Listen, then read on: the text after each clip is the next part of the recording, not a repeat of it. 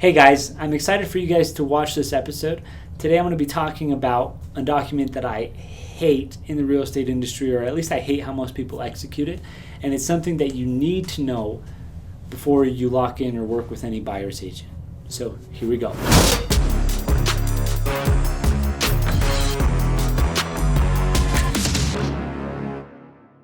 The document that we're going to be talking about today is the buyer-broker agreement. So some folks will say, hey, you need to sign this contract before I can go out and show you homes. What the buyer-broker agreement states is essentially allows me as a buyer's agent to represent you, right? So obviously that makes sense. We want to make sure the representation is clear and that that's allowed, right?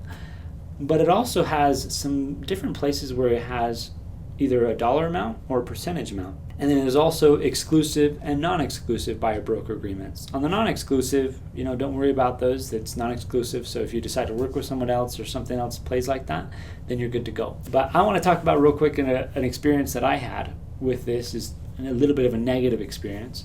I had some clients that, they were referred to me by somebody and they said, hey, we've been having a bad time working with this other guy and we want to work with you. I said, awesome, cool, let's get to work on that. And they didn't tell me that they had signed anything. I'd asked them if they signed any papers, and they said, no, we're not under contract on anything. So I said, cheers. Well, let's go forward and let's work on it.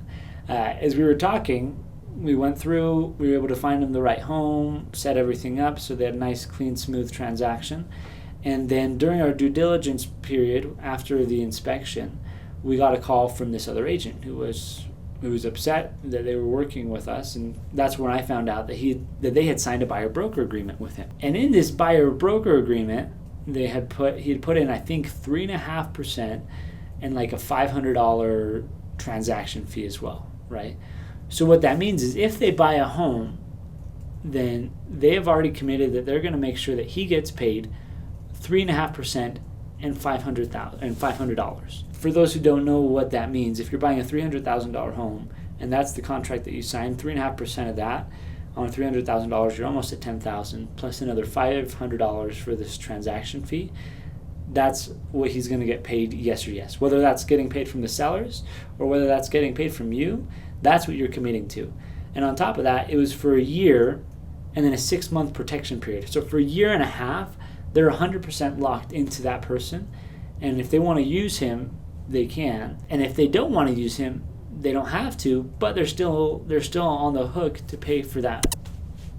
I guess, again, on a $300,000 home, that $10,500, right? On a $400,000 home, then you're looking at close to $15,000, which I really, really don't like those things. It's one of those things that kind of puts real estate in a bad light, creates a bad name for us.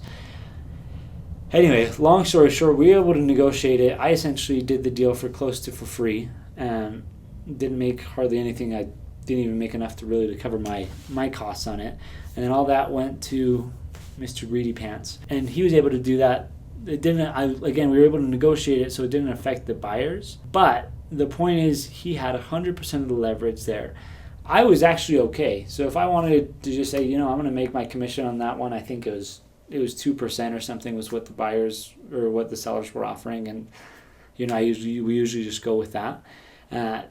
Then I could have said, yeah, I'm just going to make that, no worries. But then they'd have been on the hook for that, and they would have had to pay out of their pocket that $10,500 to him. So anyway, not a very big fan of what happened there. Not a very big fan of what that agreement is.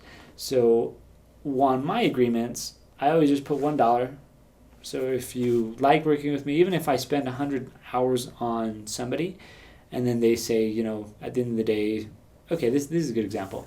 I actually did have someone who I spent quite a few hours on them. We showed them multiple houses.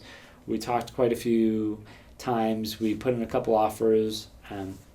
One of them got accepted. They decided they didn't want to go forward on it. And then they ended up buying something else, right? And, I had my buyer-broker agreement, and I had $1. So all I had on the line for them was $1. Am I upset about it? Not at all. Ultimately, I think folks need to do what's best for themselves. And in their situation, they felt like new construction was the best way to go about it. They didn't know that I could help out with new construction. So they just ended up doing it that way, and I didn't get paid $1, and that's perfectly fine with me. The point is, we need to have relationships over transactions, and that folks need to be careful when you are signing documents to make sure that they're clean and you're reading through them. And if you have any questions on those, whether or not you're working with me, I'm happy to review those and just say, hey, I would watch out for X, Y, or Z to make sure you're not locking yourself into anything dangerous. But anyway, there's that quick video on the buyer-broker agreement. Again, I think it's good. I get why some folks would want to have that there to make sure that they're protected. But ultimately, I think as agents, the best protection for ourselves is to take really good care of people and make sure they have a good experience, and that's the best thing we can do. If you guys have any questions on this agreement or any other agreements, feel free to reach out, and I'm happy to help. Thanks so much. Bye-bye.